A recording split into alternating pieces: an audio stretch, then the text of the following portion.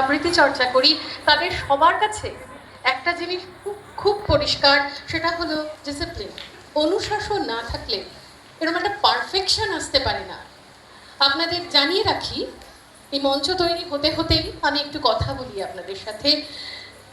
এখানে ওরা অন্তত 20 থেকে 25 মিনিট, যে গোটা টিমটা এখন আপনারা মঞ্চে দেখলেন, তারা দুটো উইংসে লম্বা লাইন করে বসেছিল। এইটুকুন বাচ্চারা, তাদের এইরকম চড়া মেকআপ, আপনি ওকে দেখছেন ও কখন থেকে এভাবে আছে, কি অসম্ভব শক্তি, মানে সত্যি শক্তির আরাধনা করি আমরা যেভাবে, সেই শক্তি নিয়ে, সেই ঊর্জা নিয়েও, এবং ওরা ওর গোটা টিম মঞ্চে থাকলো।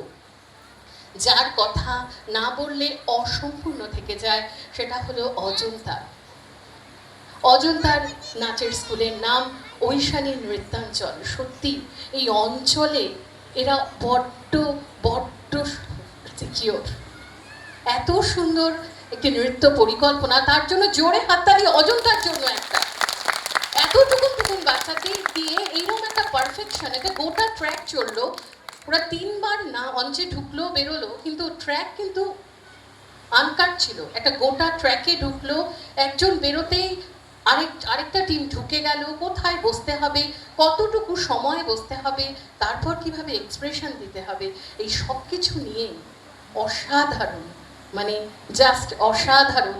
আমরা শুধু হাততালি দিয়ে গেলাম আর মুগ্ধ হয়ে গেলাম শুধু এই বাচ্চাদের পারফরমেন্স আর এদের পারফেকশন দেখে।